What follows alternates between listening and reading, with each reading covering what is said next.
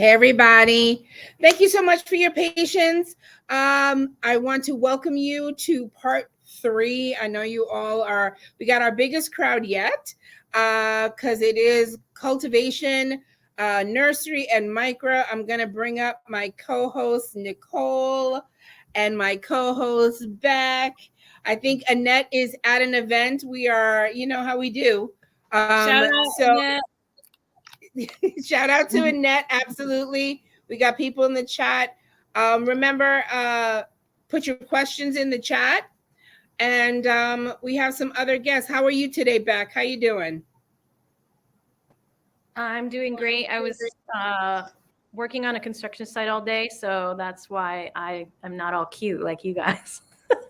Look, you see my hair. I have no makeup on. I literally just got in the house. So, all right, Nicole, today is your show. You ready? I'm ready. All right. Are you staying up, Beck? I'm going to be in the back. Are you staying up?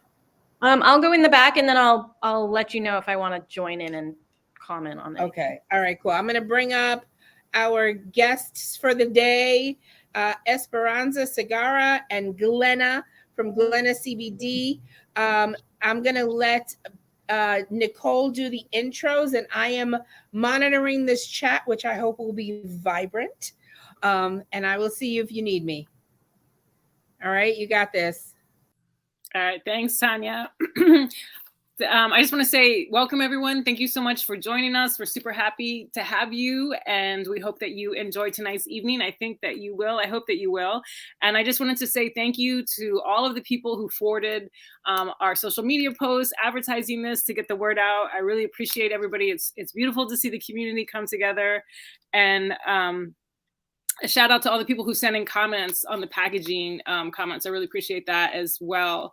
It's very important to do that. And also just one last shout out to Evelyn Zabata and Nicole Dye, who both are honorees of the Black Institute and Black Institute Group for their work in cannabis. So we're very proud of them and just wanted to say congratulations, guys. So on to tonight, I would like to introduce my 2 very special guests for this evening to help us slog through these regulations on cultivation. The first one, we're welcoming back Glenna, who started a woman-owned company in 2015 after successfully treating her own chronic and painful nerve entrapment. Glenna is an adjunct professor in the horticulture program teaching regulations in cannabis cultivation at Finger Lakes Community College. And shout out to Glenna's class and the students there who are joining us tonight. We're very honored that you are here and excited. Glenna is a licensed hemp cultivator, processor, cannabinoid distributor, and retailer, as well as a licensed adult use cannabis cultivator and processor. Welcome, Glenna. Thank you for having me. It's a pleasure to be here. And the next guest I'd like to introduce is Esperanza Segarra. Esperanza is a founding partner of Vasquez Segarra LLP law firm. She focuses her practice on complex commercial litigation, bankruptcy, and creditors' rights, civil litigation, civil rights litigation, trade secrets litigation, directors and officers liability, and cannabis law. Esperanza is also an adjunct professor at Rutgers Law School and is teaching trade secrets and independent. She's an independent filmmaker and a veteran of the United States Air Force. Thank you for your service and welcome, Esperanza. Oh, thank you. Thank you for having me. And hello, everyone. Nice evening to everyone. So should we just dive right into the excitement of New York State cannabis regulations? So tonight is cultivation. We're going to be covering nurseries, cultivation, and micro license, but it's all cultivation, just different aspects of it. And so Esperanza is going to cover for us first a few topics that everyone keeps asking us about. So I'm going to hand it over to Esperanza. Yeah, before we get into the juicy part that everyone's here for, I just wanted to cover some definitions that have been out there that everyone's asking questions about, unclear about. I'm going to go dive into a little bit of the purpose for these definitions. And, you know, as you look through the actual verbiage, you know, it's up to you to look at them and see if do they really meet the purpose of the MRTA, right? The essence of the purpose is social equity. We all understand what that means. We understand the intersectionality of community disproportionately impacted, minority-owned, woman-owned, distressed farmer, and service-disabled veteran. So that the MRTA is intended to promote those individuals. And it gives them priorities. There's certain waivers and fees, reductions. You all are very much familiar with that. So with that in mind, these definitions are really important, right? And I'm going to start first with the sole control. Many states have had sole control, and they base it simply on if you have 51%, you have sole control. New York is a little bit different in the intent of how it's treating that, right? 51% gives you some presumption of sole control, of the entity, or majority control. But New York is looking deeper. So the intent of the MRTA and the regulations as they're written is to make sure that these individuals, if you are applying as a social equity applicant, that you have true, real control, independent control, ability to make decisions, ability to run your business. So sole control, and you can, again, go into the breakdown of the definition itself. That is the purpose of it. It's more than just that 51%. You have to independently own, operate, control. You have to have substantial independent exercise over the finances, over the day-to-day operations, okay? Controlling interest, similarly, is looking at the ability of the social equity component, whether it's 51% of a group, more than 51% of individuals or entities that comprise individuals that are social equity applicants.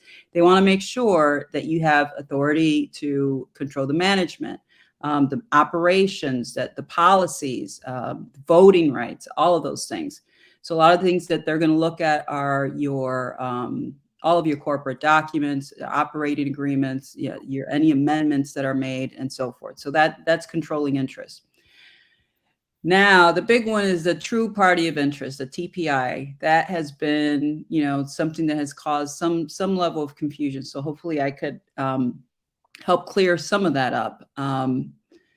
True party of interest is pretty much, it's the applicant, and by applicant, it could be an entity, all of the owners in that entity, any, like the presidents, vice presidents, anyone that has ownership interest in the entity, and the applicant itself is a true party of interest. Stockholders are true parties of interest.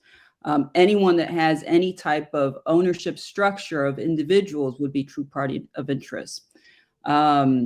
And anyone that, even if you don't have ownership interest, that you exercise control over the company, if you exercise control over, or you have authority over the finances day to day, you could potentially be a true party of interest. And anyone that assumes any responsibilities, or individuals or entities that assume responsibilities over the debts of the applicant, social equity applicant, would be considered a true party of interest. And also the spouses of applicants, owners, and stockholders. Those are true party of interest. What is not a true party of interest would be like a landlord. Now, there are exceptions to that. A landlord could potentially be a true party of interest if the landlord is receiving a certain amount of payment or money from the entity that's based on the gross receipts of the entity. So the office reserves the right to be able to investigate that relationship.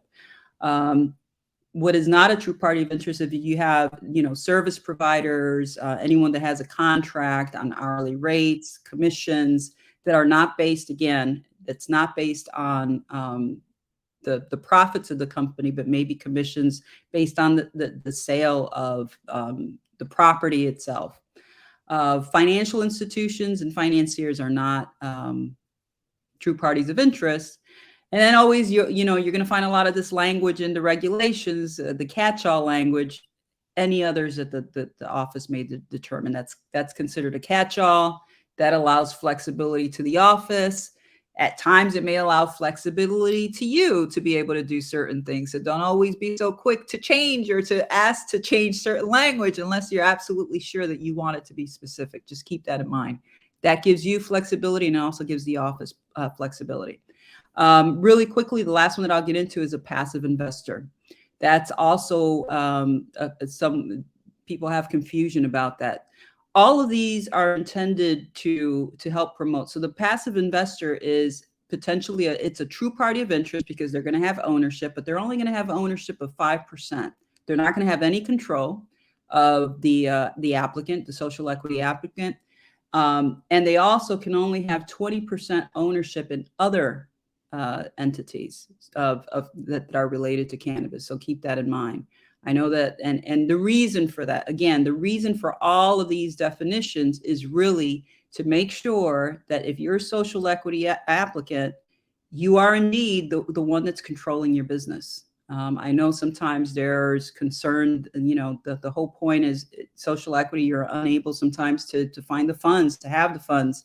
You need an investor, you need, folks to give you money to be able to be operational. But the state wants to make sure through these regulations and through these definitions that you are not giving up control, you are not giving up complete ownership, where down the road you're going to lose that control of your business, which is happening in other states. So that's the point of this. I just wanted to cover that really briefly. I know it's been something that was covered before, but these are some of the questions that we've had on these definitions. So hopefully that helps. If you have any questions, just let us know towards the end. But we'll now get into the juicy topics that everyone's waiting for. Before we move on to the juicy topics, I have a question though, Esperanza. I don't know if you can answer it or not, but is there anything that you would suggest about changing these definitions or even true party of interest to help facilitate investment? We've heard from some people that they're so restrictive that investors can only invest in 3 entities and so on and so forth, that it's not achieving the results and that it's impeding social equity from actually getting the funds and the investment money dollars that they need. Can you comment on that? Sure. And I'm going to give my personal opinion. It's just my personal opinion, and then I'll address some of the concerns. And obviously, if it's a concern, we certainly advise, recommend that you send your comments, explain what the issues are. The limitations on the true party of interest for investors is they can invest in other entities. They have a limitation on the percentages of ownership that they would be able to get. Just like the passive investor can only get 20% on an investment in other entities, 5% in the applicant itself. The purpose for that is because, one, they want to avoid vertical integration in the state, right? So you cannot mix different types of licenses as an investor. They want to make sure that if you do, you're not controlling those entities and creating essentially vertical control within the state of different types of licenses. So there is a reason behind it. I understand the difficulty behind it. I guess what can be done is you can, make your voices heard in terms of what are the issues of the percentages not being high enough, because if you don't give up more of your control of your company, or they're unable to invest in other companies, they're not going to invest the funds. I mean, unfortunately, the intent is really to help you down the road. And I know the beginning is hard to do that when you have limited funds and you're then unable to get investors because they don't want to invest. If they can't control the business, it's hard to get those types of funds, but that's just the reality of the situation when they're trying in the long term to help you keep the business. So not much that I can say in terms of what can be done other than to give your comments now, because these regulations are draft for now. If there's enough comment of that being an issue, maybe they could change that. But I do see the long-term benefit of it. And I just saw one question from Chris. Hi, Chris, pop up on the screen asking if the investors have to be U.S. investors or can they be foreign investors as well? I did not see any limitations in terms of whether it's a U.S. or foreign. I know that there is, as far as owners themselves, there's obviously New York and there's citizenship requirements, but as to investors, I did not see any limitation on that. But I can certainly check, and if there's a change in that, we'll let you know. Okay, that sounds good. All right, we have a lot to cover, so let's keep moving. So now what we're gonna start with is the definitions, and we're only gonna focus on the cultivation definitions. And I wanna show you some areas where I would suggest changes, and my co-host can agree or disagree with me, and just to show you how little things are needed. Like, it's so important to read these and to comment. So just on canopy cultivation, we don't have to go through the whole thing, but when the state is calculating, when OCM is calculating your canopy, and please correct me, Glenna, if I get this wrong, it is really the leaf canopy. So it's not necessarily, if you can grow in a certain space, they don't count the borders of the space. They really count just what the canopy is. So if you have rows in between your canopy, those aren't counted towards canopy. And so here at the bottom, it said mowed hedged rows. So to me, it seems like you could have hedges or you could have mowed rows. And so I'm suggesting an or there. And those are just the little things that you can pick up along the way if you read these and send in your comments.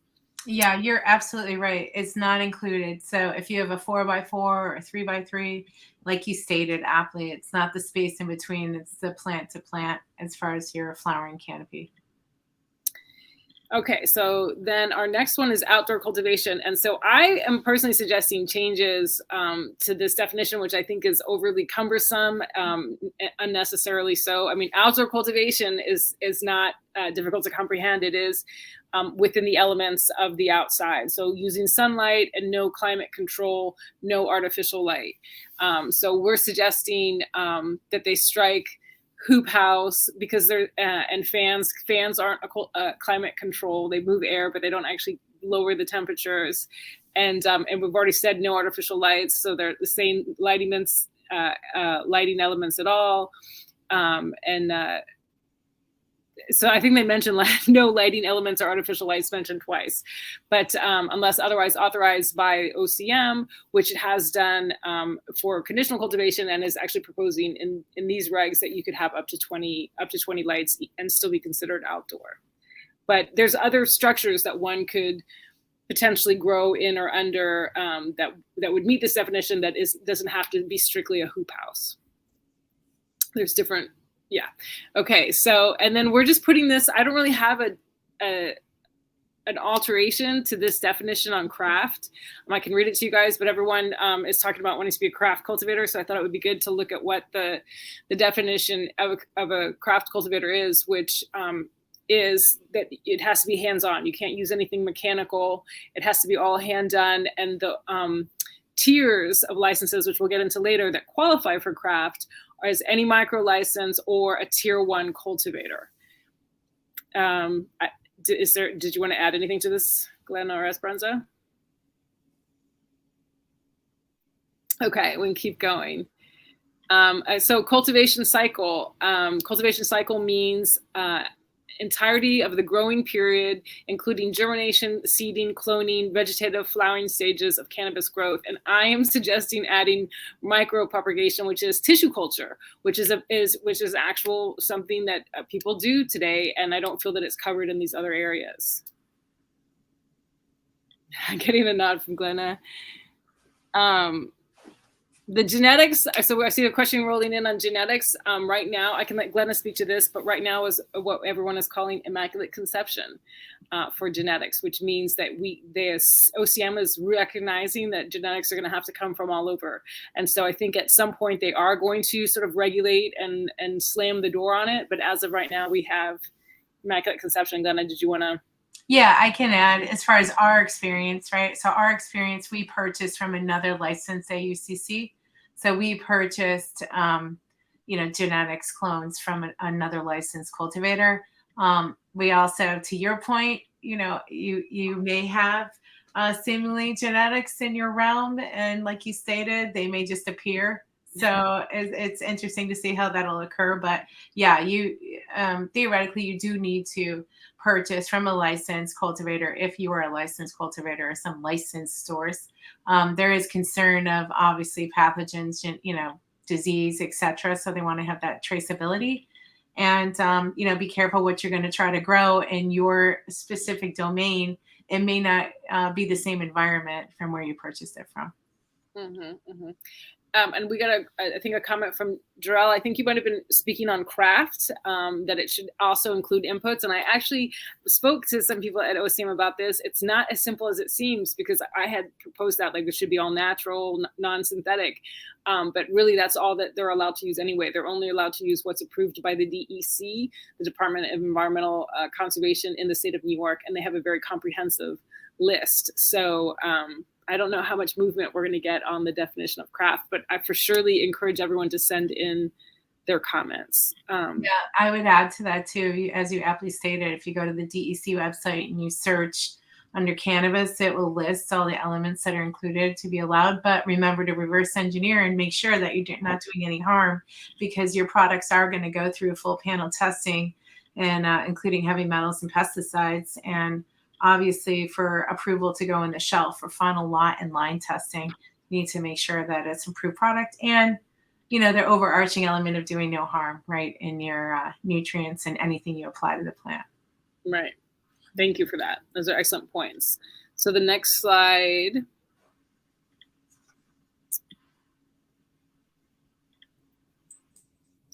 We're just waiting on the next slide to come up. So this is just to call to attention that New York has one of the most forward-leaning environmental provisions in their law, but ultimately the environmental provisions in the regulations are record what you're doing so that we can see how it's going. They really aren't putting out any environmental provisions that are limiting water use or energy use. So you have to have an energy report, which will have to benchmark everything that it's a self-assessment. You have to, it's the honor system, and it's just basically recording how much water you use and all that. So we're just calling attention to that there really are not a lot of environmental provisions, other than the fact that they are, I think, tackling it from canopy size and how they allocate usage of lights. So harvest batch. So here's an example of something that I don't have an actual suggestion for, but harvest batch means a unit of cannabis produced during a period of time under similar conditions identifiable by a lot unique identifier that allows traceability. So it just means that you have to, and Glenna, do you want to explain this? Because you could probably explain it better than me.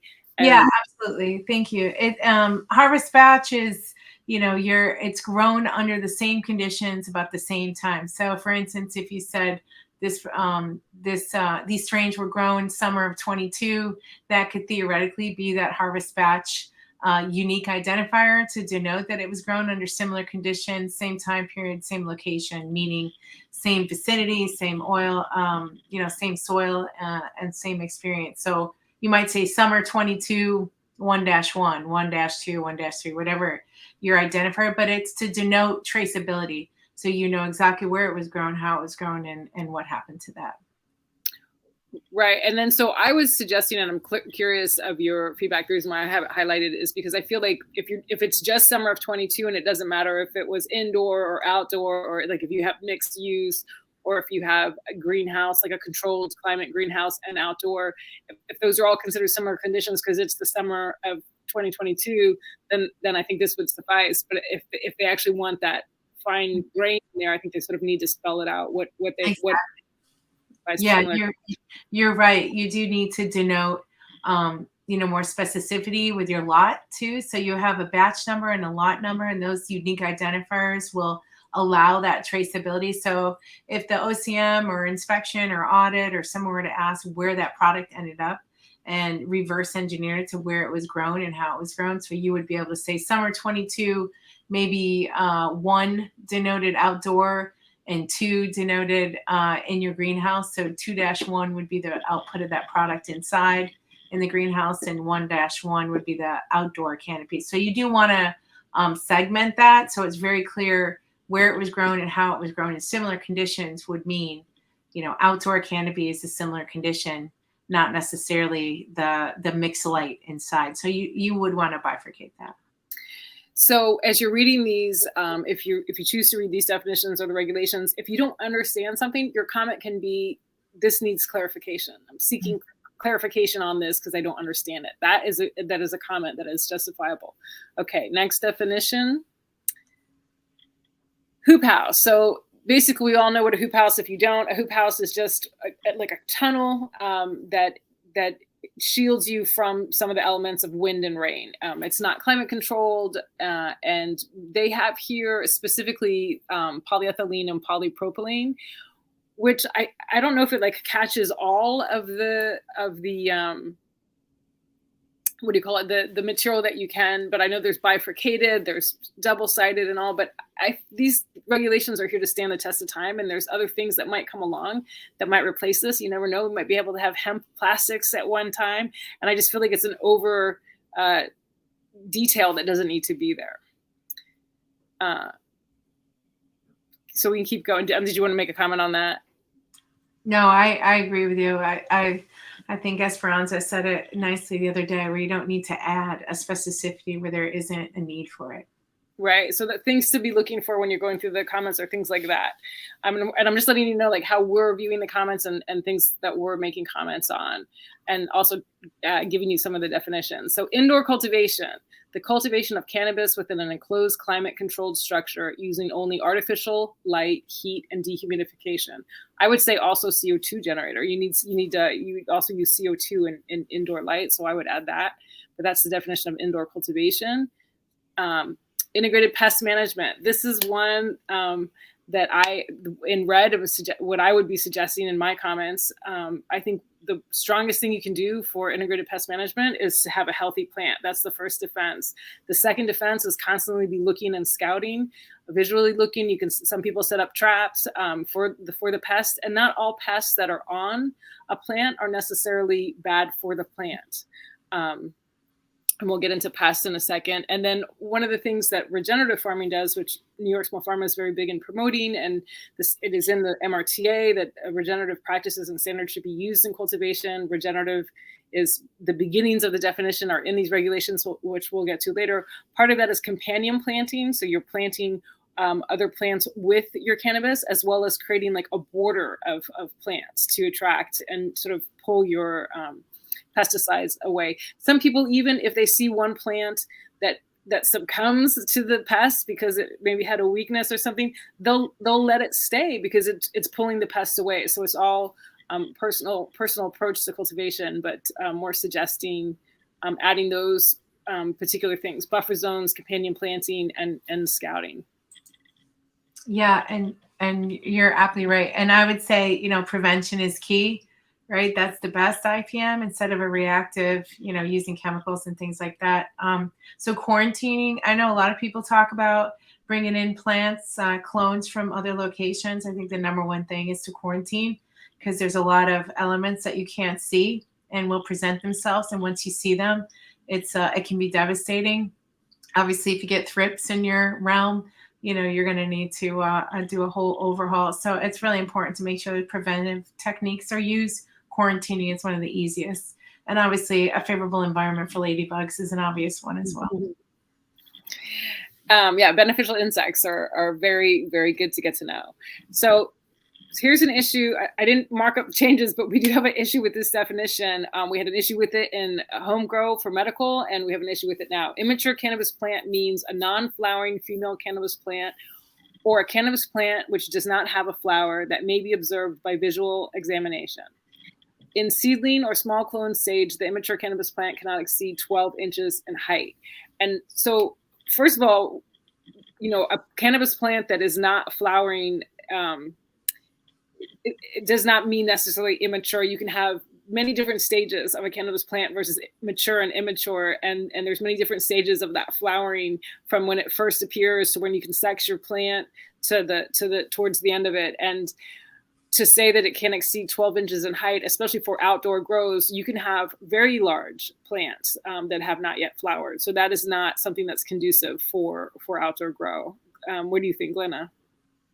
Yeah, I mean, it's to your point, it's immature, meaning not flowering, not blooming. So therefore the height may be different. Obviously, it's very clear that it's not blooming. It's not flowering. I'm watching some of the comments too. There's a lot of discussion about that as far as the immature, scope. What does that mean? And I see a lot of people referencing hemp and immature plants being non-THC, non-adult use, but there's clear legalities around it and licenses, which you'll see in the regs as far as denoting nursery licenses versus just adult use cultivation. So it's important to get your comments in if you guys, deem that you should be allowed to have immature plants that exceed 12 inches in height.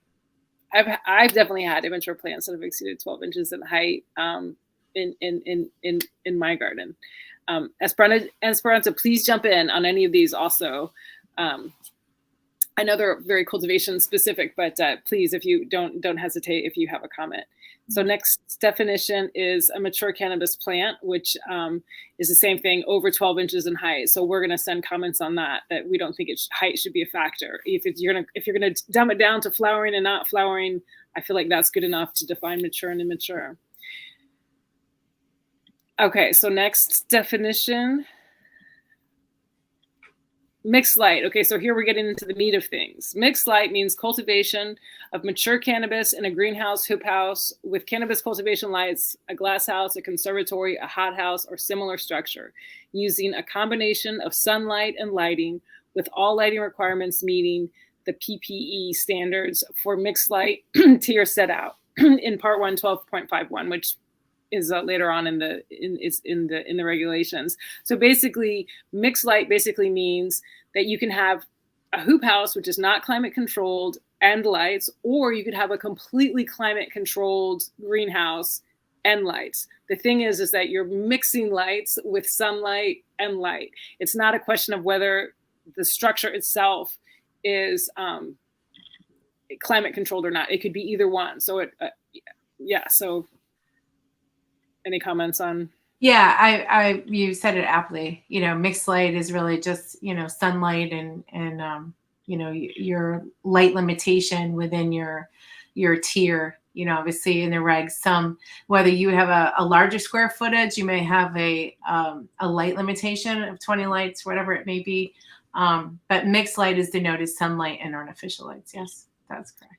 And I would just say, like, on that also, and we'll get into this later when we start talking about the different tiers and the different canopy sizes, I feel like there should be some step in between, because many people who cultivate tend to want to up their lighting towards the end of the flowering stages. And if you're an outdoor grower and especially if you're growing a sativa or something that has a long flowering, by the time that's coming into full maturity, ready for harvest, your sun has dropped down in the sky. It's not at its highest. It's not at its brightest. And so sometimes people want to supplement that.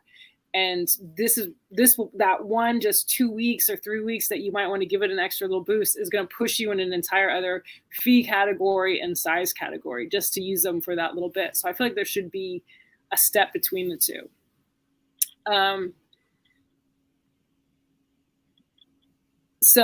We didn't do that one. See, so outdoor cultivate. Oh, we did do this one. Yeah, we did do outdoor cultivation, right?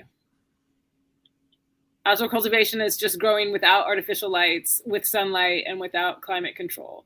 So pests, this is just, again, just showing how we are going to be submitting comments, which is like literally striking through things that we don't think are clear and adding clarity that we think. So they originally had pests means weeds, rodents, birds, insects, and other animals or organisms that present the threat, present the threaten of contamination to cannabis. And not all pests necessarily present a threat. So we are suggesting organisms that threaten the integrity of the cannabis plant or the cannabis product.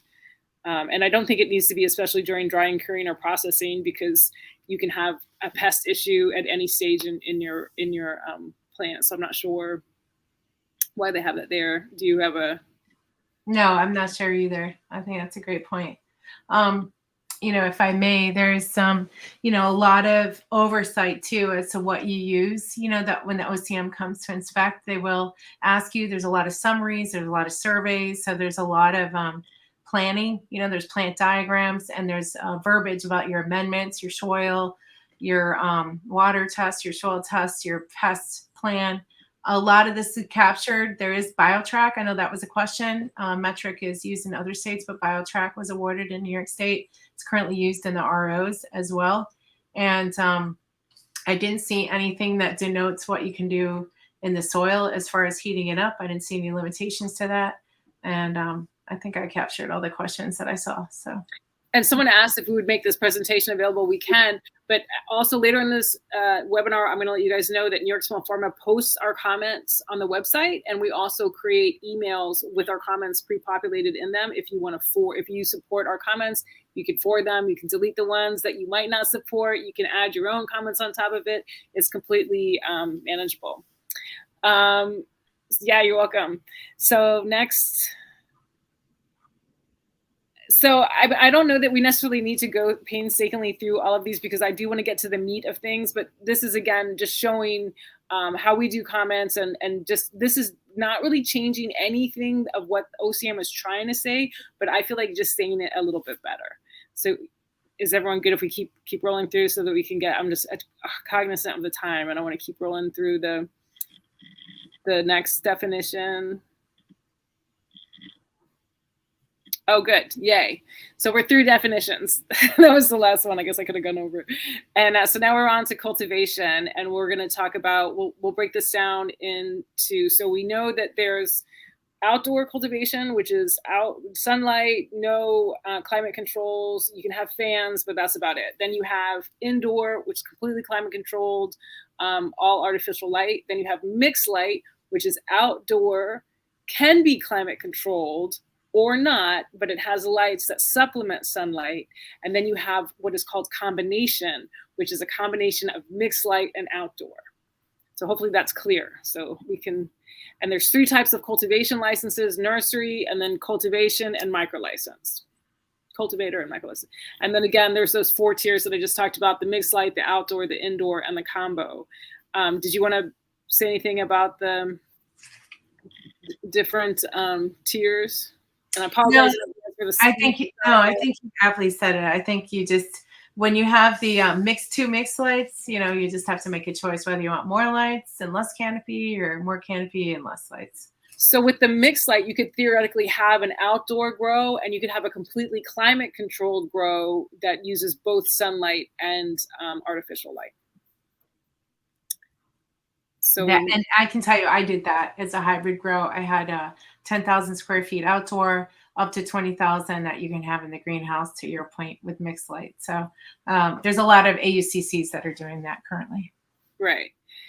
And so a nursery maximum area of 100,000 square feet for outdoor. For mixed light, it's 10,000. It's a huge drop, which I feel like is not necessarily, I don't know if the right word is fair, but if the reason that they're limiting it on mixed light is because of energy use, if you have a mixed light that is not a climate controlled greenhouse, then you're not using the same amount of energy. And I think it doesn't incentivize people to weather the elements, to try to find genetics that can grow outdoors. I think it sort of like encourages people indoor, really, than it does anything else. I don't know if either of you have an opinion on. Yeah, I mean, I can add, I think, obviously it having a 20 light limit during the conditional cultivation period lended to your point, minimizing the impact on the grid, which is good, obviously, right? For climate control. Light deprivation is a good technique that you can do to mitigate your need. But yeah, you're right. That's a huge disparity. So I would lend to Esperanza if you have any comments too. No, none in the nursery. No.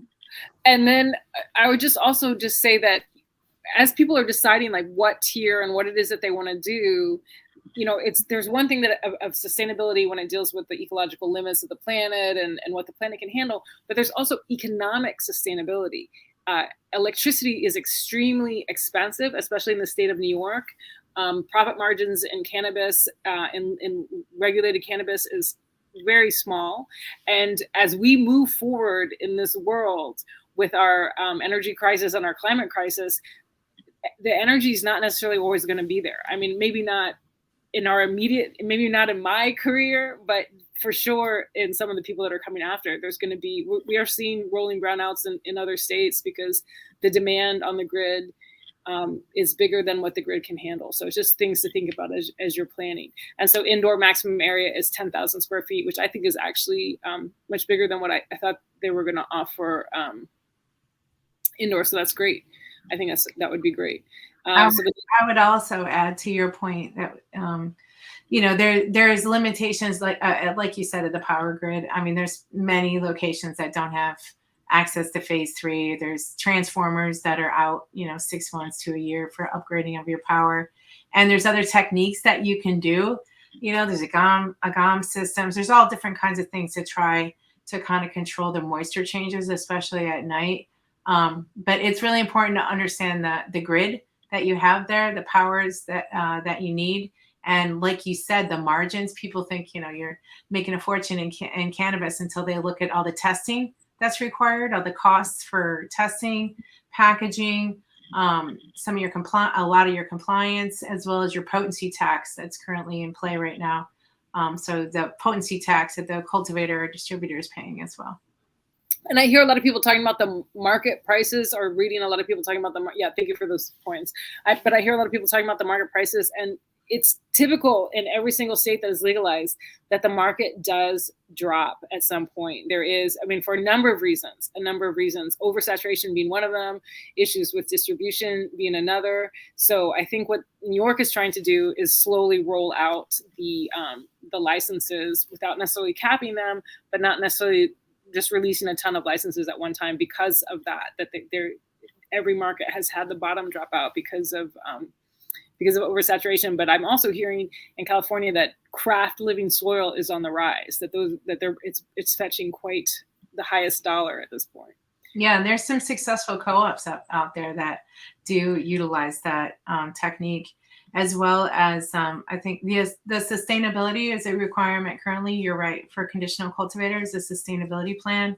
You know, a lot of people, regenerative farming, whether you're capturing, you know, water out of your condensers or chillers and using it in your field and irrigation, sequestering biochar, etc.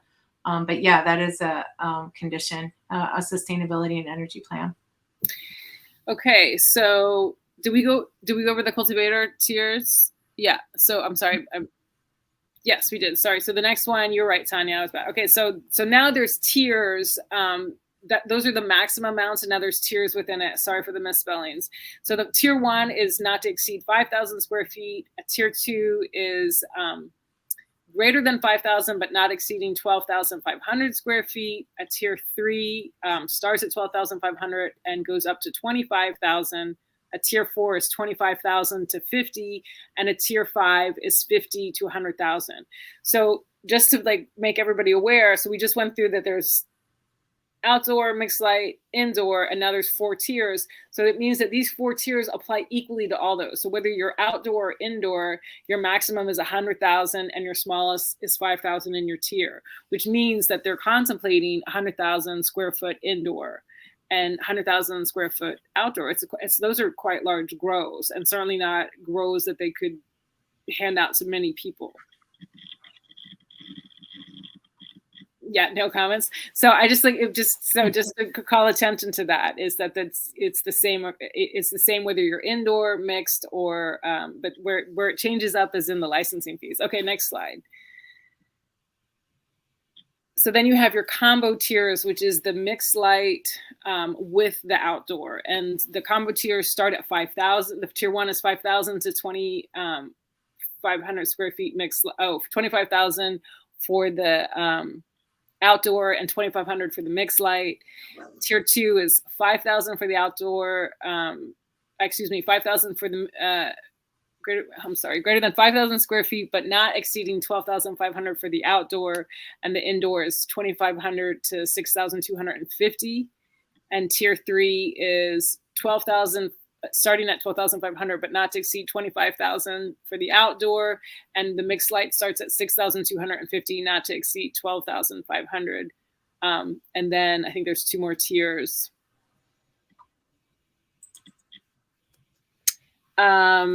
And then there's tier 4 is 25,000 to 50, starting at 25,000, not to exceed 50,000 for outdoor, and the mixed light is 10,000, starting at 10,000, not to exceed 15,000 for your mixed light grow. And then your tier 5, of course, is your up to 100,000 for the outdoor and up to 15,000 on the mixed light.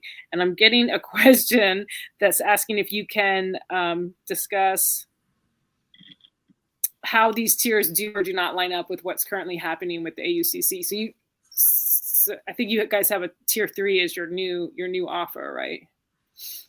Yeah. So we have to decide by the end of February what for our cultivation selection. But to your point, you know, we have similar. We have outdoor up to an acre, right? 43,560 square feet of outdoor canopy only was a selection, or a greenhouse mixed with no more than 20 lights. We were never allowed more than 20 lights anyway.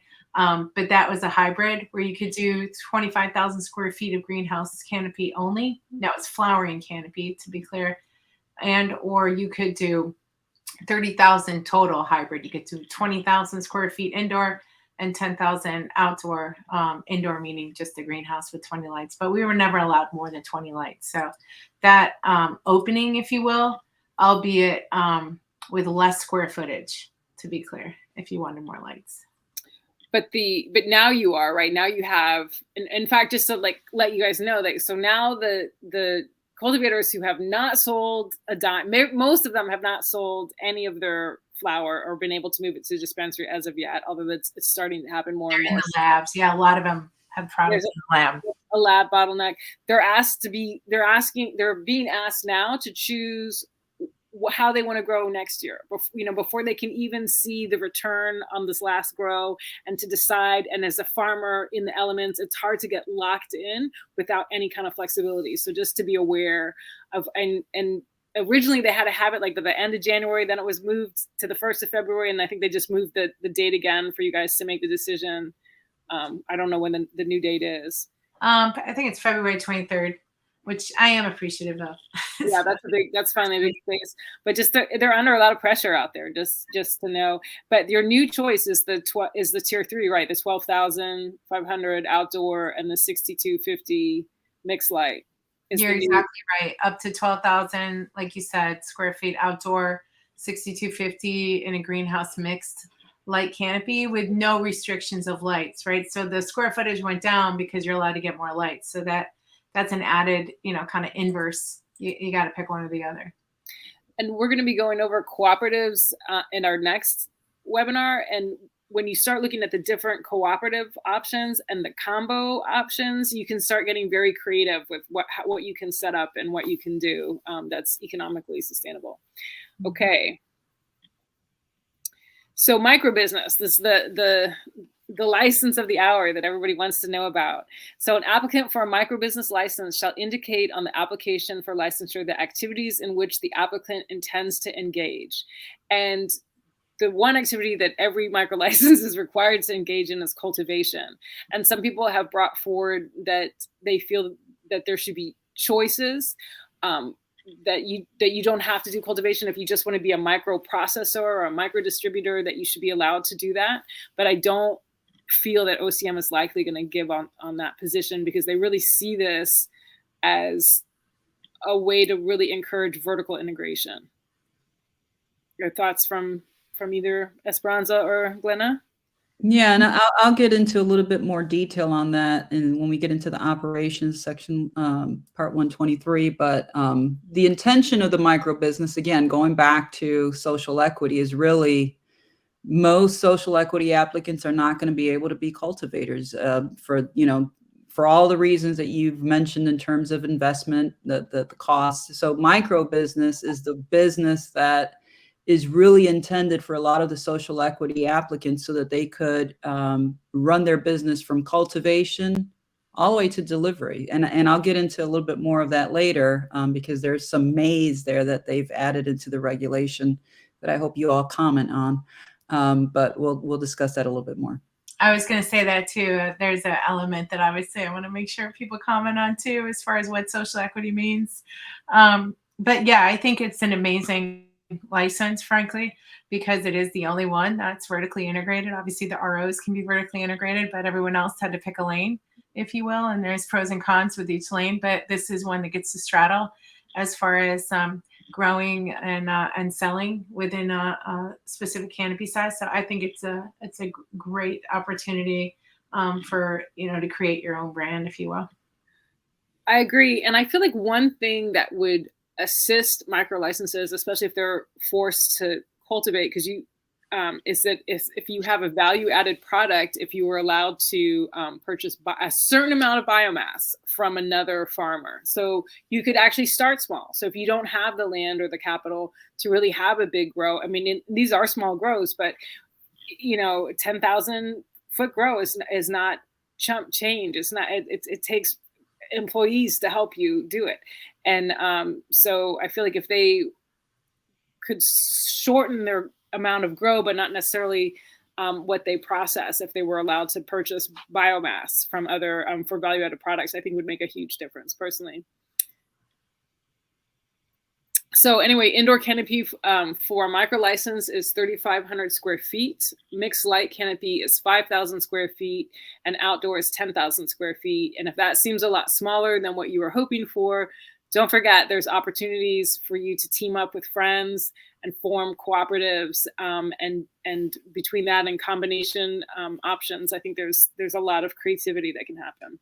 Yeah, I will just add that that's actually a lot larger than what was expected to come out initially. What the inside discussions, I guess, was a lot smaller than that. So I'm glad to see it's larger than what they initially anticipated.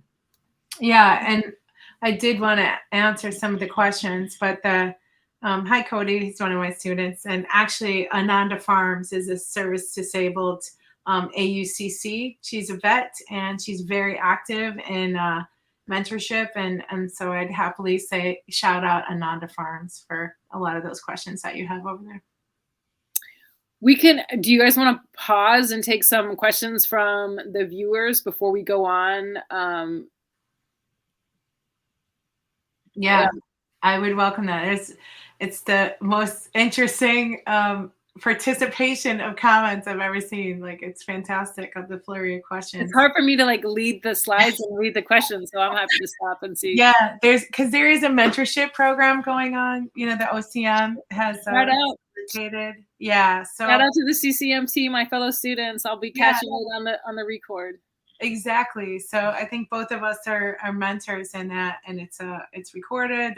You apply for it. It's people, preparing for mentorship program to become licensed in their realm, whether it's cultivation or processing. But I'll definitely introduce you to Ananda Farm. She's fantastic and a great mentor, and she has a very extensive veteran and a very big champion of service disabled being represented in the cannabis space. So the comments are really important. So some of the comments that you're making right now, I would definitely make sure that your voice is heard in regards to service disabled in any, MRTA protected class, right? Which is women, minorities, distressed farmers, and service disabled vets.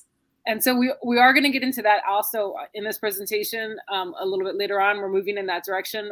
So we are going to cover that topic. But, just to take a step back, this is something we also covered in an earlier webinar.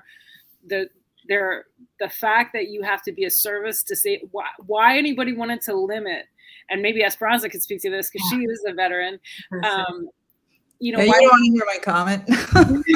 Why anybody would want to limit the veterans of this country, I have no idea. That you have to be service disabled to qualify for this. So that's something that's in the MRTA. To change that is going to require legislation, not comments to the regulation. You can always make those comments and have it go on record. And the more people that comment, the stronger it is if you push for it in the legislation. But that is sort of one of a disheartening thing that did come out of the social and economic equity definition, with such a narrowing for people that give so much to this country. Yeah, I will just add to that, and you make a good point, Nicole. Even though the regulation's out, the MRTA or the statute is out, MRTA is out. That's not what these regulations are going to change, right? But it's always important to have a record so that down the road, if there is any movement to change the MRTA or to amend or, add any additional provisions and amendments to it, they always look back to the record. Was this ever an issue? So if there's anything that's an issue in the MRTA that's kind of covered slightly in these regulations, this is a good time to comment as well, because down the road it will be useful. Absolutely. And then somebody asked if there was zoning issues with micro licenses.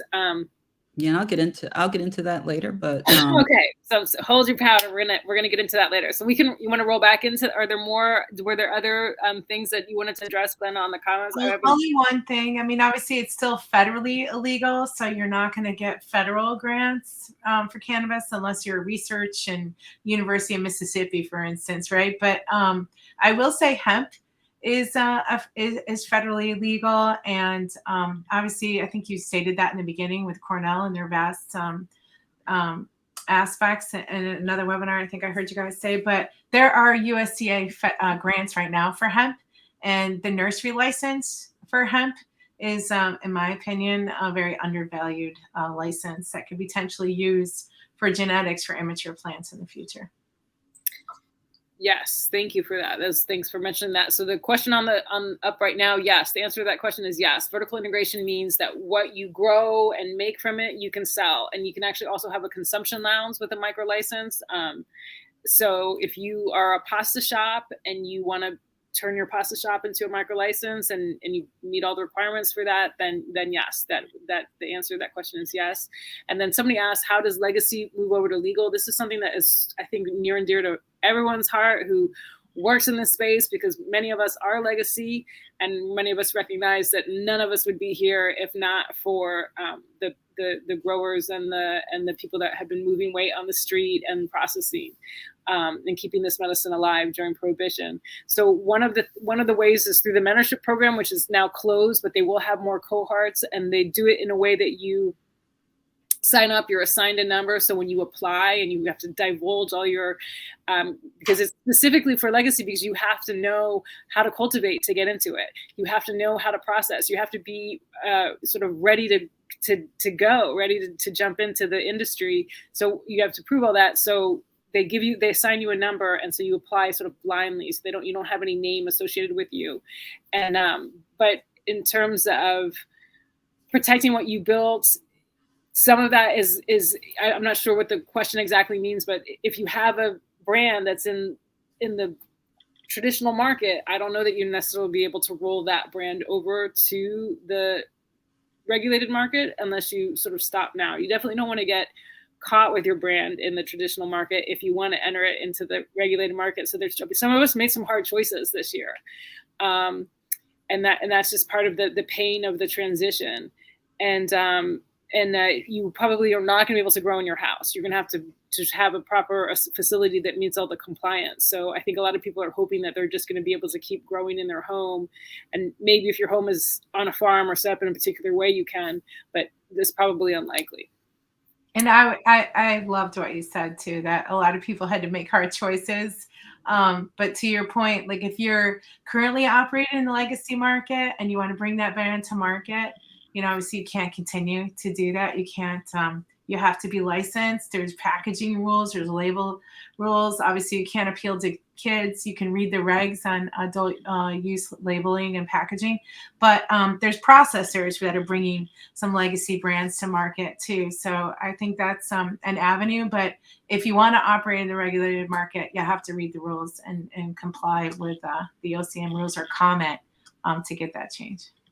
And if you do have a brand that you have a name, you've made a name of yourself, and you want to move it over, for sure, reach out to New York Small Pharma. We're helping legacy to legal transition is one of the main things that we do and dedicate our time to. So please definitely reach. You can Nicole at nysmallfarma.org. You can write to me directly, and I will do what I can. Yeah, and I am a processor too, so I am bringing my brand to market and a legacy brand to market at the same time on the same shelf. So is there going to be a cap on micro licenses? There's not going to be any caps on any licenses, but they are going to roll licenses out slowly. But I think that the most licenses that they'll end up handing out will be the micro licenses, because they want to see a bunch of micro, small mom and pop businesses more than they want to see the larger cultivators. So do we want to go back into because I do want to get to, there are some parts of the regs that I would love to get to. So we covered the indoor 3,500, mixed light 5,000 square feet, outdoor 10,000 square feet. And if you want to know what 10,000 square feet is, it's like a quarter of an acre. So about a quarter of an acre. Okay. So let's get into the fees. It is not super expensive, but it's also not cheap to apply. So there's a non-refundable $1,000 fee for everyone. Nursery, it's $750 per square foot, right? And so these fees are per square foot. Is that right, Glenna? Yes. Yep. Yes. So for 100,000, you're paying $750 a square foot. For 10,000, you're paying $1,000 a square foot, and for 10,000, you're paying $2,000 a square foot. Why is that? So indoor costs more per square foot on a nursery than outdoor does, and mixed light. So it goes outdoors the cheapest, mixed light's the second, and indoors the most expensive. Yeah, they do. They do. To your point, you get a benefit, if you will. That's where the benefit comes in. Yep. So next, 700 for what? For however many feet you want your nursery to be. So if you want like 100,000 square foot outdoor nursery, you're paying $750 per square foot. That's the fee. That's how they calculate the fee. Yeah, and just for clarity, there's these are the licensing fees once you have your license, as opposed to applications. The application fee is just the $1,000. If that wasn't clear to everyone. Yeah, thank you for that clarification. I appreciate it. That's wild. Okay, so next. So for cultivation outdoor, it varies per tier, and it starts out at $150 per square foot for 1,000, and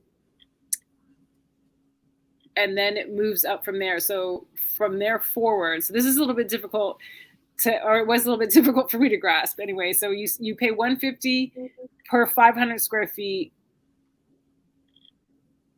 For 250 square feet of canopy greater than, so for canopy that's 1,000 square feet or less. When you move into 2,500 square feet or over, when you move from 5,000 of canopy, you move over 5,000 square feet of canopy, it's $250 per 500 square feet. Is that right? Am I understanding this right, Glenna? Yeah, so it's 1,000 for tier 1, 2,500 for tier 2, and you're right. When the canopy becomes greater than 5,000 and in between 12,500 feet, then it's $6,250 plus that square feet of cultivation canopy. Plus $350 per 500 square feet. So, and then it goes up. Then there's the next slide is tier 4 and tier 5. And so you're at all the way up to tier 5, you're paying $40,000 plus $800 per 500 square feet of canopy. So it's not cheap. These licenses are not cheap. No, the larger, because I was analyzing like, why is that? And I mean, because I think the turnover is quick too, right? Theoretically, like you're not caring for that plant all through the more laborious or concerning flowering period, if you will, and then drying and curing and such. So I guess that's the rationale, but that's correct. So the last question was, how does somebody afford that it doesn't have a lot of money? Obviously through investment, but if you're a social equity applicant or somebody who is economically distressed, there are allowances both in the law and now in the regulations that can allow OCM to waive or reduce the fee. So they haven't specified like what their sliding scale is going to be or how they're going to assess. They have specified some things that they are going to assess, which we will get into, but they haven't really specified, how much of the fee they'll waive or under what conditions they will reduce it and by how much. They refer to they haven't discussed the application of how that there's a 50% reduction if you're a social equity applicant, but how that's going to be applied, how that's determined, that's still not clear from the regulations. There's a lot of discretion there. So then the next slide, and if you guys are monitoring the chat and you see a question that you want to answer, just jump in. Yeah, I did want to answer. I mean, you know, like I know we'll get into more of these, so the packaging we might get into more, but yeah, they're very strict about it not targeting, you know, having cartoons, big bright neon colors, or things that appeal, you know, candies, cookies, things like that. So you can be the judge of whether that's targeting a certain company or not. It's just, it's very clear it's not to appeal to kids. And there are thoughts of cannabis remediation. I know there is AUCC that does have a rad source that remediates microbials. Obviously, that doesn't remediate heavy metals and pesticides, but every product before it goes to market is full paneled, so it's very clear whether it has a microbial, E. coli, and heavy metal or pesticide. But yes, there's a lot of other states. It's a normal practice for many other states to have remediated cannabis. I saw that was a question too, but I think that's it. And then, yeah, Esperanza too, if you see any questions that you want to answer, just jump in. A lot of the micro business, we'll be covering that in the next section. So just hang tight on those questions. I'll be covering those shortly. So like it takes money to make money. That's good. So then obviously the fees keep going up from here. Mixed light fees are more expensive than outdoor fees, and indoor fees are more expensive than, so we're up on indoor. So indoor tier 1 starts at $1,750 plus $450 per 500 square feet for a tier 1. And then by the time you're at a tier 5, which is the 100,000 indoor square foot, you're paying, the next slide over, you're paying for tier 5, 100,000 plus 2,000 for every 500 square feet for anything over 50,000. So it's not cheap. To set up an indoor large grow.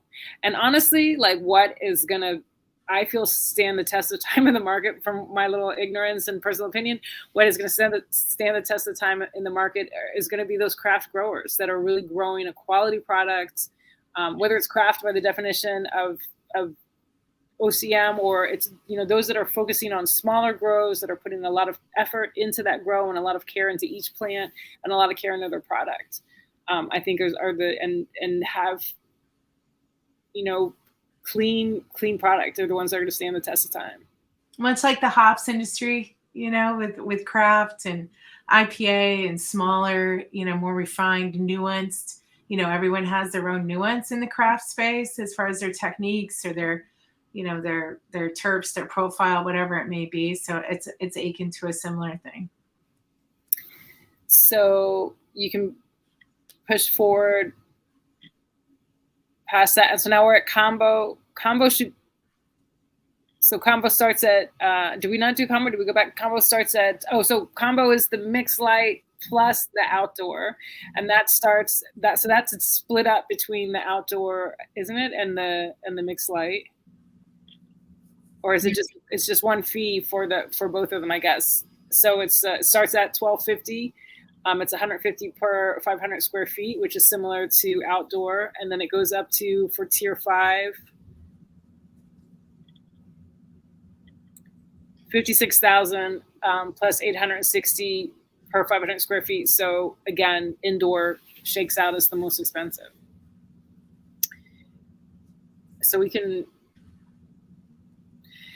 so now we're going to get into some of the meat of the just things that I pulled out that I want people to know in terms of cultivation, and definitely you guys jump in if there's anything that I'm missing or anything that you'd like to talk about. There is selection criteria that the OCM will be looking at in order to determine whether they will award a license or not. And of course, as we know from the MRTA, there's preference given to social and economic equity status applicant. And so I just wanted to go over in section 120.7 that status, who they have listed. So you can go into the next slide.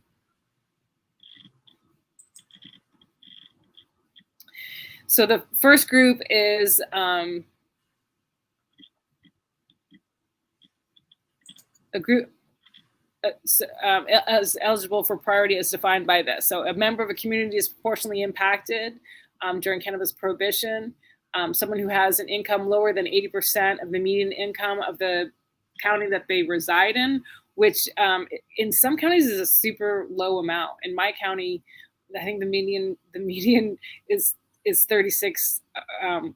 It's under 50,000. So it's a pretty low bar, or high bar, depending on how you look at it. And someone who was convicted of a marijuana-related offense, or a relative or parent, guardian, child, spouse of somebody who was convicted, also qualifies as SEE. So next slide. A group, and so a group that only consists of distressed farmers. So if you have a group of 5 people and 4 of them are distressed farmers and 1 of them is not, this would not meet that definition, because it has to be only distressed farmers in the group. The next one, so we would say that the benchmark should be 50% or 51% of the people, even 80%. It seems like if it's only in that group. Do either of you want to comment on? No, I agree with you on the groupings. It's just trying to if they're trying to be consistent with social equity and what that number looks like, they shouldn't limit distressed farmers to not fall within that category. But that's what that language seems to be doing. 51%. It should be 51%. I wrote 50, but it should be at least 51%. And then, so this distressed farmer, and then the next one is a service disabled veteran, and the next one is somebody who's from a community that was disproportionately affected. So just out of curiosity, before we move on, what category of SEE that's in the MRTA is not listed in the regs so far? Does anyone want to throw up an answer? You're looking at it, right? Yeah, we represent one of them. Yeah. So next slide. So the marginalization of the marginalized, we decided to call this. There is not, so in the MRTA, in the SEC, women are considered an SEC group, not in the regs for eligibility criteria. Minority-owned businesses, not in the regs for eligibility-owned criteria. Minority women-owned businesses, not in the regulations. And I don't know if that was done to avoid lawsuits or what the impetus behind it was, but I found it kind of surprising. So we're gonna, of course, suggest that they remove only and make it 51%. And we're also gonna suggest that they include women, minority-owned businesses, and women minority-owned businesses, which are all in the definition of SEC. And then they have the last one, which is any group not already listed above. And so I don't know if this is their way to circumvent that to avoid a lawsuit, but if you say any group not listed above, it sort of opens this up for absolutely anybody. It's no longer the SEC definition. So I understand if they're trying to get around avoiding lawsuits, which is unfortunate, but we also have to make sure that these regulations stand the test of time, so that when these particular people are not in the OCM, or when a particular governor is not in office, that whoever reads these, that these groups are protected. They're protected SEC groups, not somebody who reads it with an intent, but who reads it and without any other interpretation. Yeah, certainly going back to, where we started, where you have specific language and then you have broad language, you're going to have these catch-all phrases. But if you have the MRTA that's providing specific language, the regulations should be consistent, at least to capture that specific language, and leave the catch-alls for other, areas that are not necessarily specified in the MRTA. So I agree with you. So next slide. So this is just one thing I pulled up. They have, so I'm not going too in depth under the operations of what you can and can't do, but I believe this is for nursery. It was use any plant in a flowering stage can only be used for seed production. And then Glenn and I discussed this, and we feel really pheno hunting is an important part of nursery production, because sometimes you need to grow out that seed, out that plant to full expression to see how its epigenetics, how its phenotype expresses, and determine then how you want to move forward with your genetics. It's not just for seed production only. You can grow out a flowering plant that you don't intend to grow to seed for the purposes of breeding. What was just go back one more, Tanya, what was the other? Same thing, was adding breeding into that definition. So then you can go on to the next slide. Sorry, Tanya, I just didn't read it. And then one other thing is that these regulations say that a conditional cultivator shall be given priority over other applicants for a full cultivation, processor, or distribution license, which I don't necessarily think is fair. I would love to hear what the group, Esperanza and Glenna think, and as well as those out there. I think if you are a conditional cultivator, you should definitely be given priority for a cultivation license, because you're in it, you're up and running. But to give you priority for a distribution license or a processor license with distribution over somebody who's just looking for a processor license, I don't necessarily know that's fair. I feel like it should be like for like.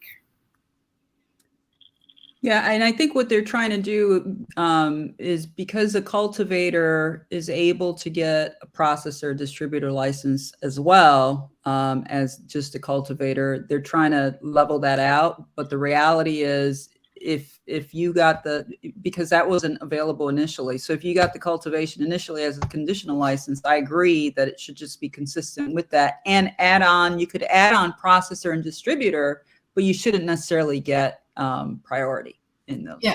And there's different types of processing, right? So, I mean, right now for the AUCCs, you can do light processing. So you can whole flower products, you can do light processing, meaning you can jar your own flour, you can make your own pre-rolls, etc. But you can't do any extraction or use any distillate. So there's a demarc as far as what processing means too for those existing cultivators right now, as well as their ability to distribute their whole flower products too. Hi, Josh at Conscious Cultivators. I'm honored to see you in the chat. He's definitely a grower to get to know. Okay, so thanks for those comments. Next.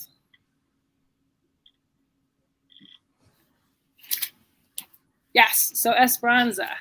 Okay, so now let's get into the micro business. I know I saw a lot of questions out there on the micro business. So I broke it down into shells, mays, and shell nots. And the reason I did that is because it is not clear from the regulations. And those of you that want to get the micro business and want to be able to be vertical completely, look at some of these mays, because it seems to limit that possibility, or at least leave discretion to the OCM to do that. But what is a micro business? A micro business is basically you are able to, at a smaller scale, be a cultivator, retailer, or processor, distributor, retailer, and delivery. And they've even included consumption.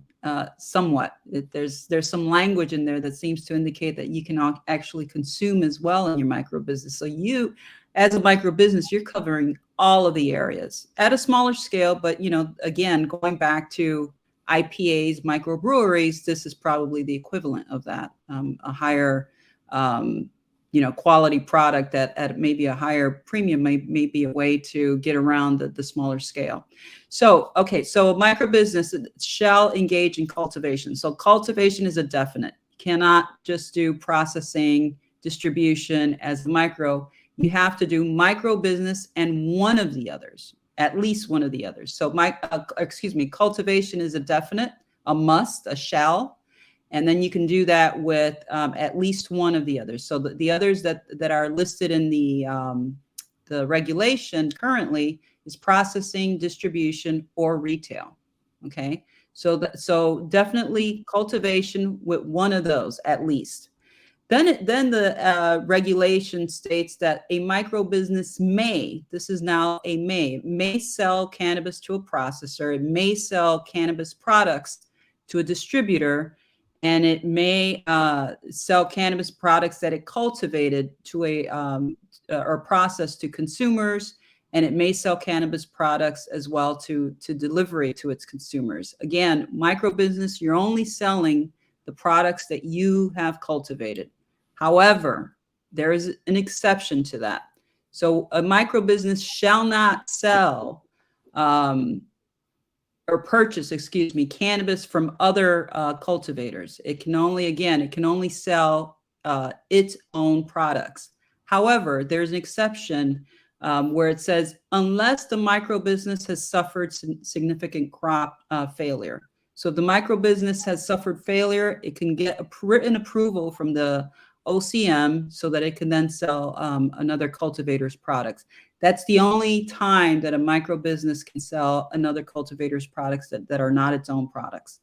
The next thing that it shall not do, a micro business or the true party interest in a micro business, it may be it may be a true party of interest for a cultivator, processor, distributor, cooperative, or a RON license. So you're able as a micro business to also be a true party of interest to own, remember the limitation, 20%, not more than that, in those other, someone else's cultivator, processor, distribution. However, you as a micro business, you have the ability to obtain cultivator, processor, distribution, and everything else yourself within your own micro business. Then it says here is a shall not. So a micro business, no person that's a true party of interest in a micro business, and remember again, true party of interest are owners, investors, and so forth in a micro business. They cannot,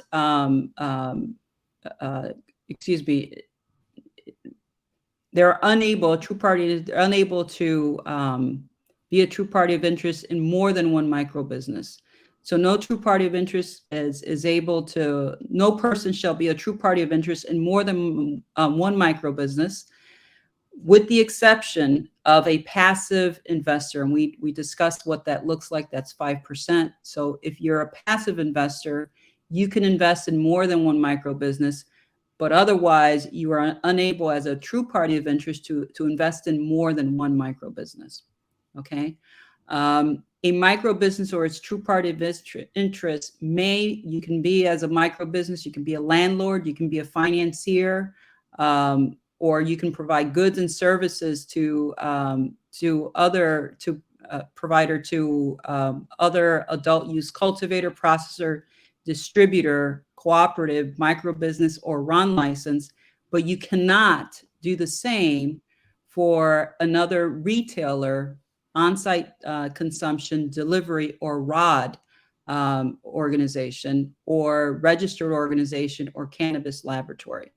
So those are, I don't know if anyone had any questions in the actual setup of a micro business. Those are the things that you're able to do. Like I said, you're able to do the delivery as well. As far as operations, did anybody have any questions on that? I know that I'm seeing some stuff coming up. I have a question. Sure.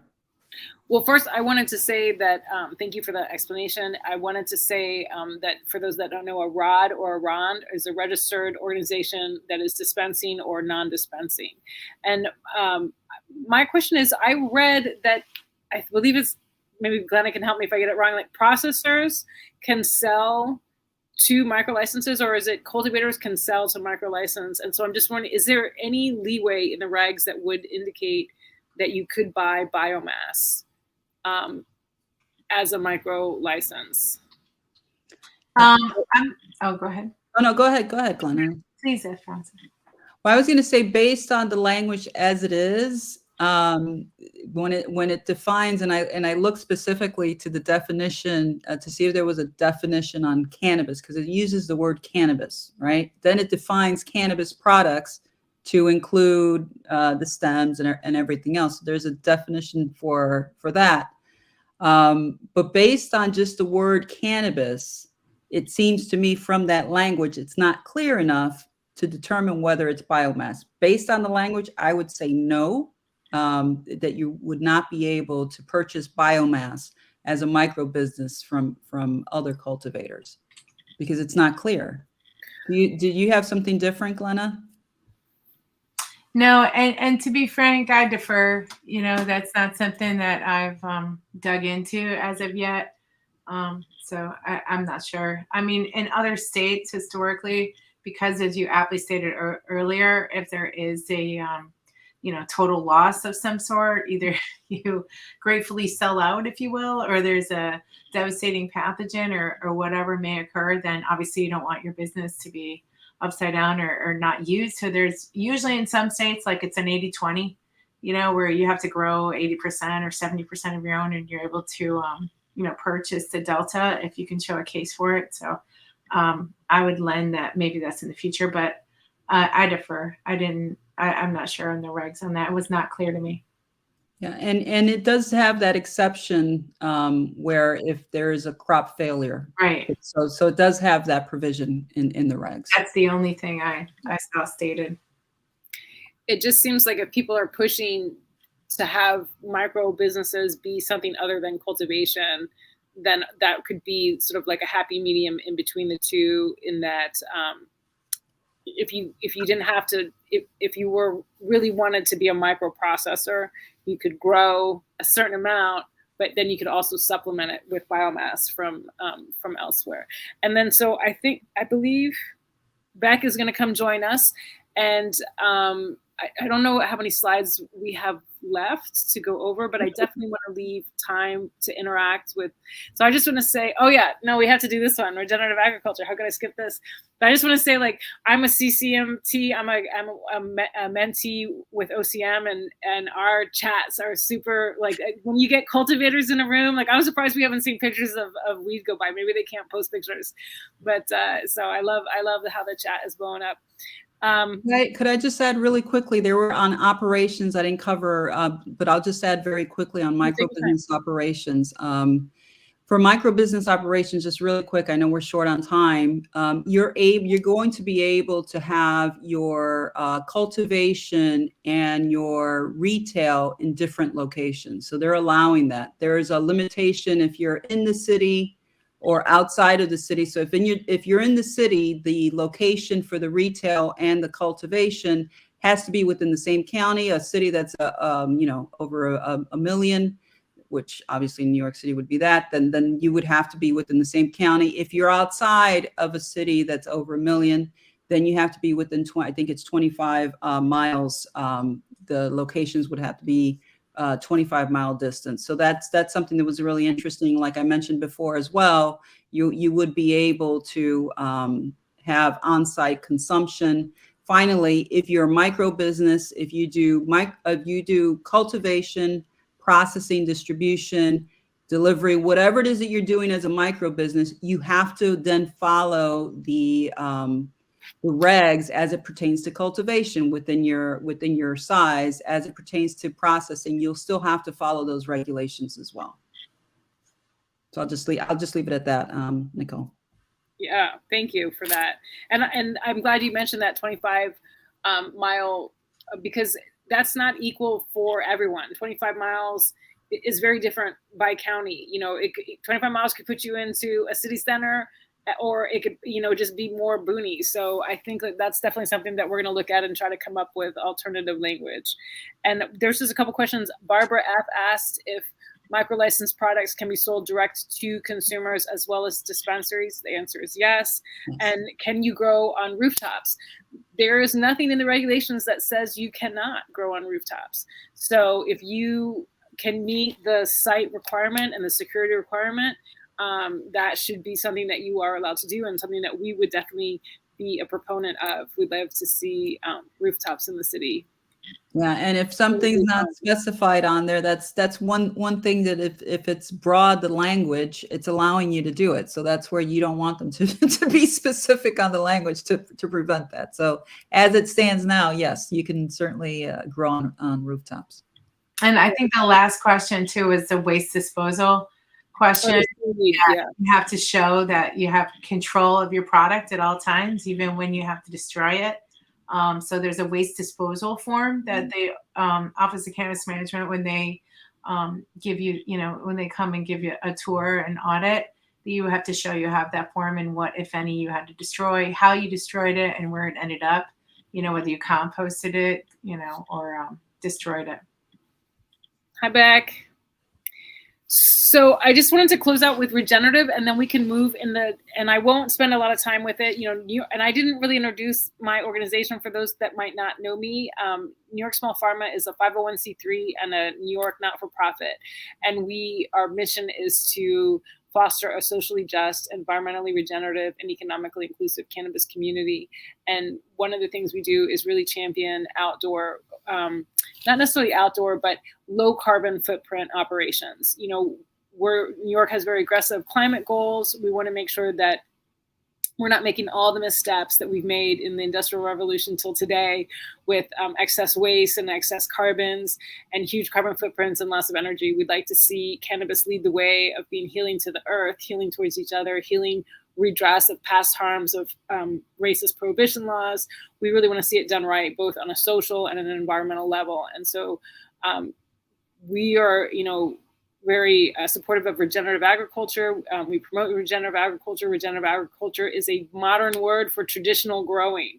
It just means growing within the ecological limits of the planet and considering those ecological limits. So rather than spraying and cutting down everything, it's working with your environment in as much of a unmanipulative way as possible. Some people are no-till, some people tills to some degree in regenerative, but it's no synthetic chemicals. It cares about the land that the whatever the product is that you're growing, whether it's food or medicine, the land that you grow it on. It cares about the workers. It considers the workers that work on the farm and the community where the farm is located. So it's a very holistic approach to agriculture. And I think when we're talking about agriculture, we can't separate food and medicine.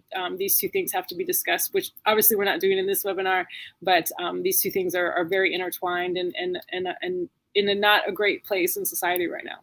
So please consider regenerative agriculture and look into it. And just the state is just beginning to define it. And this is not really even a definition of it. It's just sort of laying out what regenerative agriculture is. And in the MRTA, it does state that cultivators should be guided by regenerative practices and standards. Did you want to say anything about regenerative before my little pitch for regenerative? Anyone? Bueller? No. All right. So now we can open it up to questions. Beck, welcome back. Thanks for coming back. Thank you. This is super fun. Like, I watched the chat for the first time in these sessions, and it's lively in the chat. I had a couple questions. I am not, this is great because I have not been focusing on the cultivation side of the regs. So it was really insightful. So thank you, everybody. A lot of the talk in the chat was about the fees, and the fees are sort of daunting when you get into cultivation.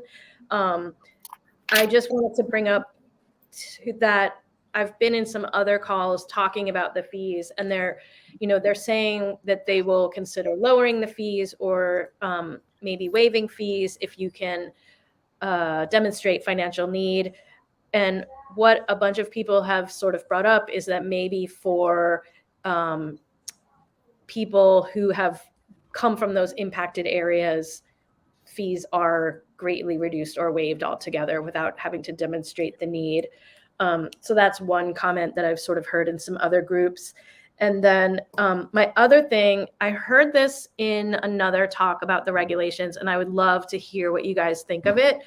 I don't know what I think of it yet. I was sort of like thrown off, but the person raised that nursery should not be a license type.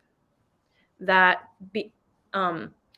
cultivators should be allowed to purchase genetics from anywhere in the world, and that to restrict this to only New York, and that it limits it. So I thought that was crazy at first. Then I thought about it. I'm like, oh, well, that's kind of cool. But you guys are in it, so I would love to hear your thoughts on that. I'll say something just from the genetics side, because genetics is a big thing, up and coming. It's probably one of the biggest things happening in cannabis right now. And I think being able to pull from other types of genetics that are out there that maybe you want to, specialize or make your own in your grow. I think that, whether that it actually limits that or not, I'm not going to speak to that, but that's a limitation there. So I think looking at it from genetics, and that there's some merit to that.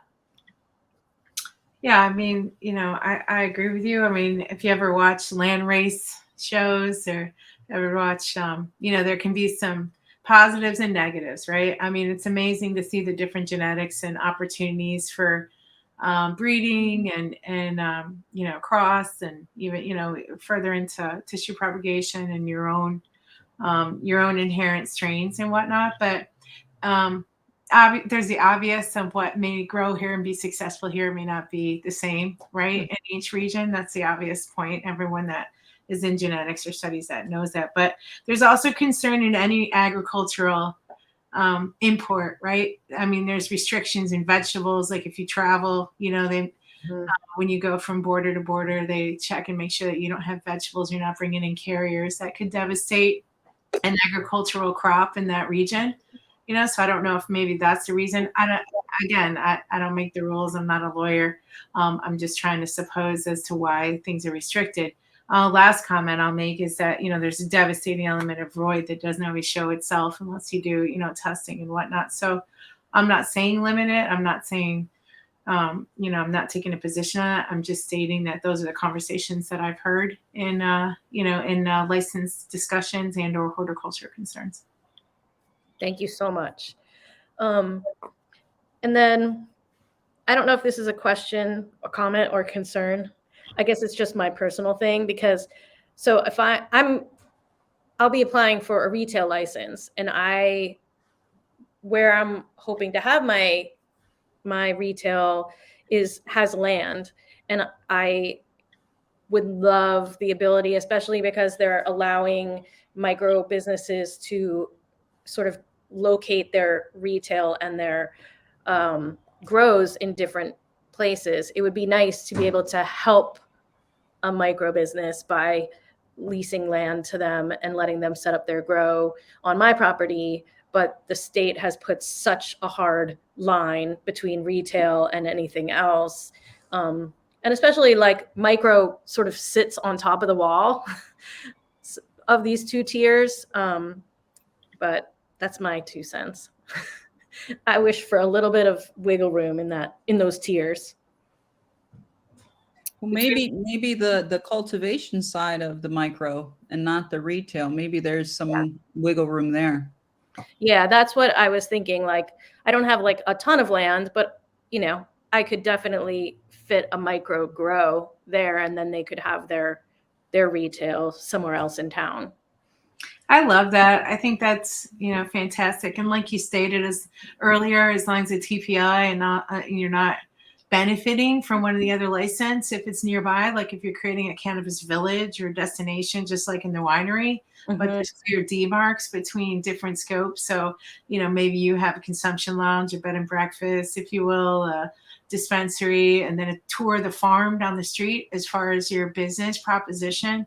As long as you clearly keep that wall so that you do allow more licenses and a lot more people to participate to all the comments and questions, and to keep the costs down, because that could be those synergies. And you would also mitigate if you were to buy, like if you were to have allow a farmer to grow in your neighboring land, and let's say maybe there's a processor nearby, and so those transportation costs are mitigated, the security issues, as well as the opportunities to create a destination for tourism. So I think as long as it's clearly delineated, there's a separation.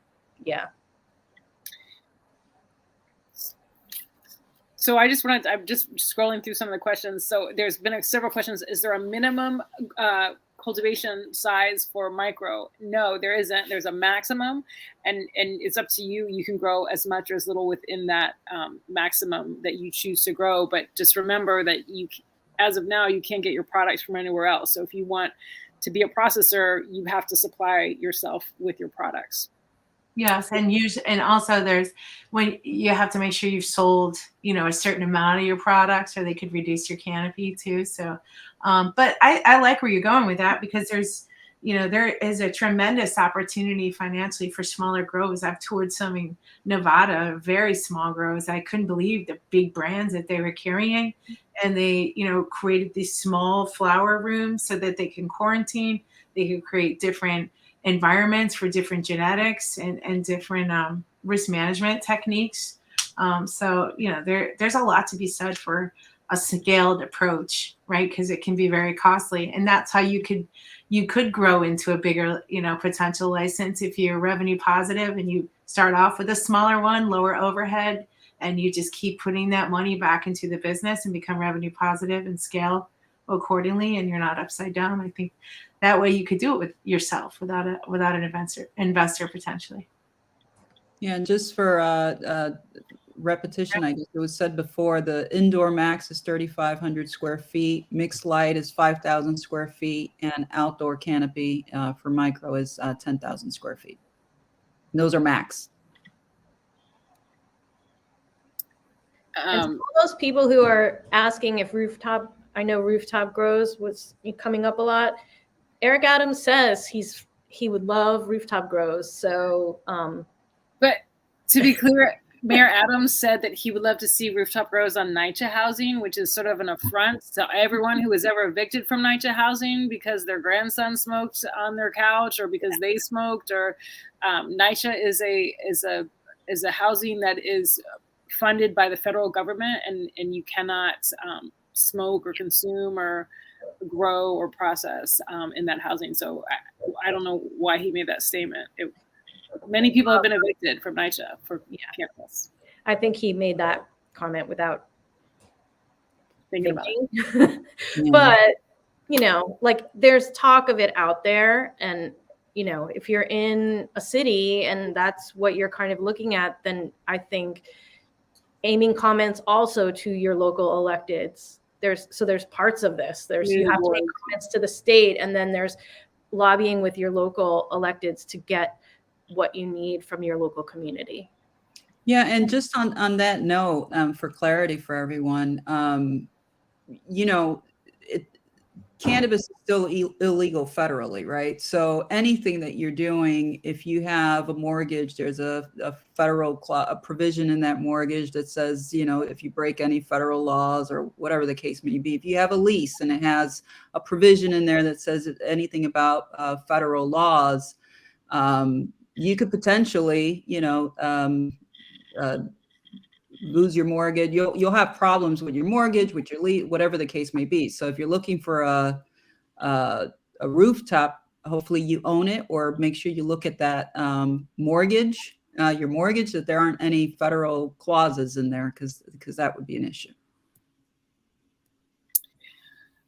And then, Glenna, did you want to speak to everyone about because I know people are I don't know if I want to do a micro, or if I want to do a dispenser, if I want to be a cultivator, if I want to be a cultivator and a processor. Can you sort of walk people through some of the things that they should consider in deciding what the right path is for them? Yeah, definitely. I mean, I know for myself, as I'm vertically integrated in hemp, and as the hemp grower and processor and retailer, I had to pick a lane for adult use. I'm very grateful that I was able to do that. But it's definitely where your passion is, right? Or where your support network is. For me, it's a family farm. So my husband and sons and my daughter, myself, my brother. So I have, that kind of support, and the guys that have grown hemp with me for 4 years. So we transition the same team, and we all do 2-3 jobs. We keep ourselves super lean. We build our own dry rooms. We leverage opportunities to exchange services for equipment. We do trials and, to get equipment cheaper, and we just scale. Like, we've taken 6 months to do build out. We didn't rush to grow. There was no outlet, so it's just really reverse engineering what your capabilities are, what your passions are, and not getting upside down before, you're able to make that dollar, which I hope to do in a few weeks. So, but there's a lot to it. So having people that understand the compliance and, joining webinars like this is amazing, like free opportunities, taking classes. There's the workforce development that has classes. There's a mentorship program. There's chambers of commerce now that are really getting into it, and being cognizant and thoughtful about the name of your business, because it's still federally legal. And for me, we weren't very intentional on that. I had no idea, that Colorado's Brand Distributing, the name I just chose because my family's from Colorado, and you couldn't say CBD 7 years ago, so we just shortened it to CBD, Colorado's Brand Distributing, CBD. So thinking about not having cannabis in your name either, because immediately you have cannabis, you get your bank account shut down, personally and professionally.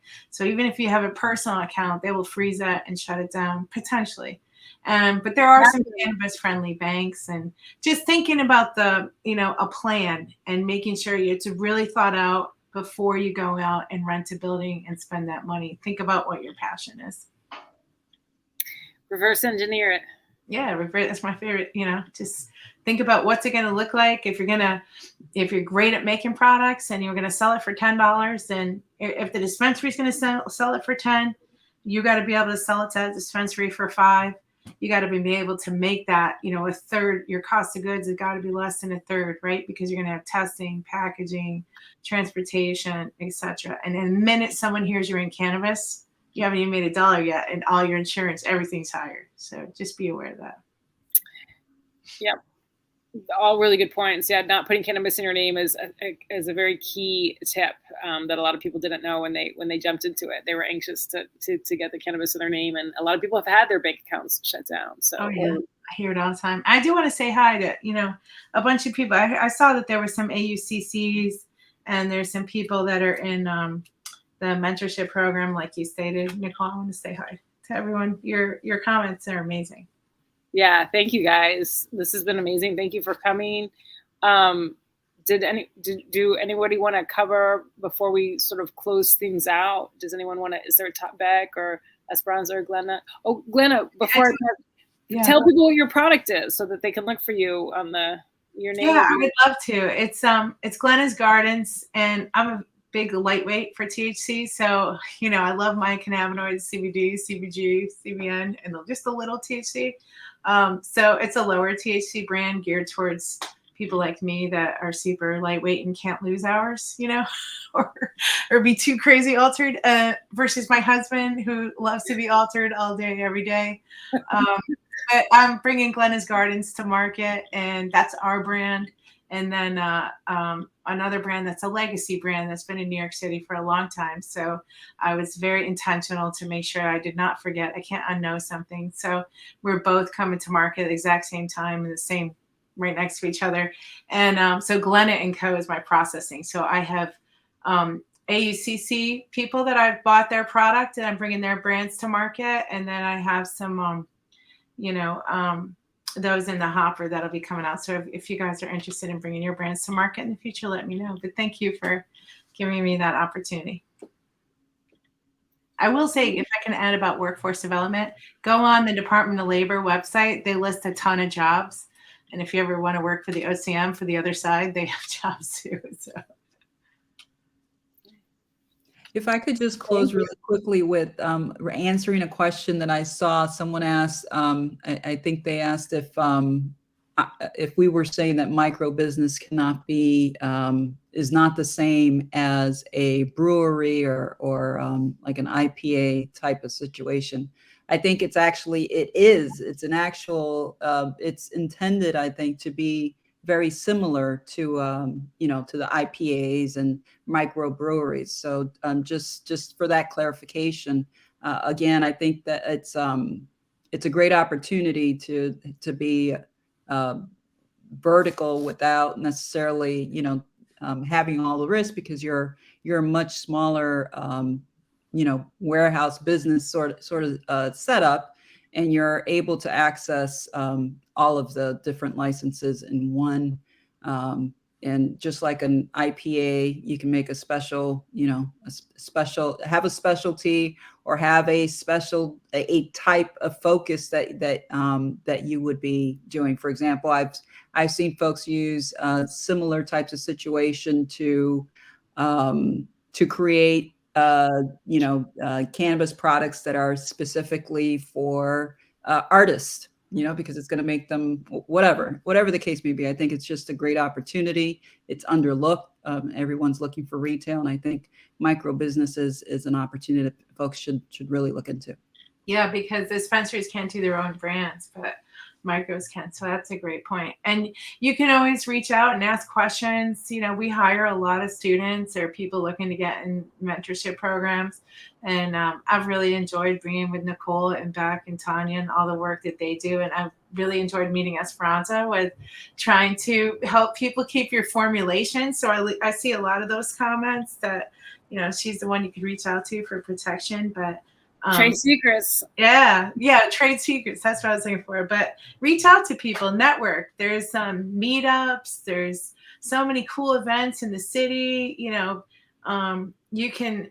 I'm the worst at social media, to be honest. We're kind of, but I answer every Instagram that's sent to Glenna CBD. But if you go to glennas.com, if you email, that goes to us, and you guys are, you know, once you guys get into the space, go on tours to different cultivators and processors and ask them what advice they would give you. What would they do differently, or what did they not know they didn't know, and save you some money and time and best practices. And then go to the central libraries. They deal with professional services. Yeah, they really low priced LLC help. That's a key element.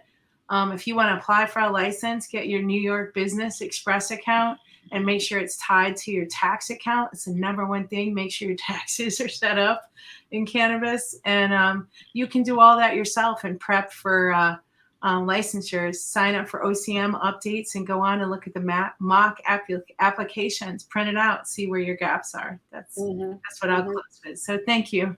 Thank you very much.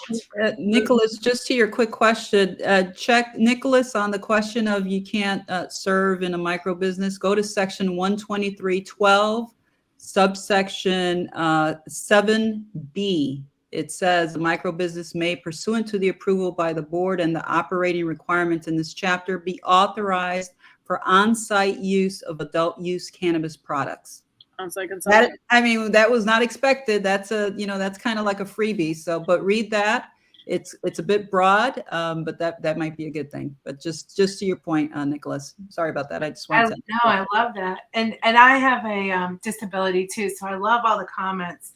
Obviously, I'm not a doctor, but I love how it's helping your epilepsy and the 1-to-1. And I'd be happy to work with you guys. And thanks for the offer for the CBD, and you can cross promote in CBD. So a lot of hemp CBD stores are opening up in prep. But again, just be very intentional about where you're going to operate. Don't pick an opted out city without talking to them first about a retail.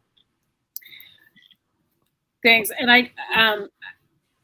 I wanted to say, like, networking is so key in this industry, in this burgeoning, nascent, not yet fully up and running industry. Like, I have met so many people on Instagram. Hi, Nick. Hi, Corin. I literally have met people on Instagram that I've never were able to meet physically, and we begin working together immediately. People out in Oregon, people out in California, people all over New York. So Instagram, the conversation's happening.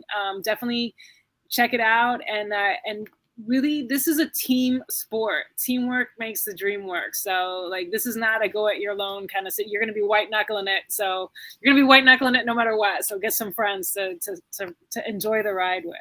Yeah, don't give up. Just be tenacious, and nobody knows it all. We all learn every day. So this was great. Changing every day, so keep alert.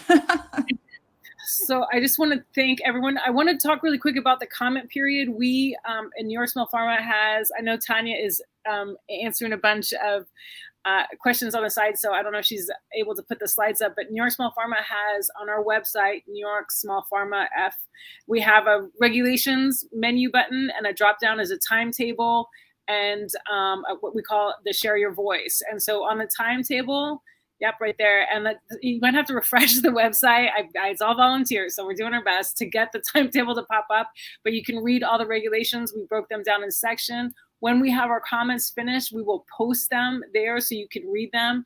And then the share your voice button, which will be also in the timetable, but it also has its own page. You can click on that and it'll open an email from you to the regulators with comments already populated in it. And so a lot of people don't want to read the regulations because they're horrible and boring and difficult to understand, or they don't have the time.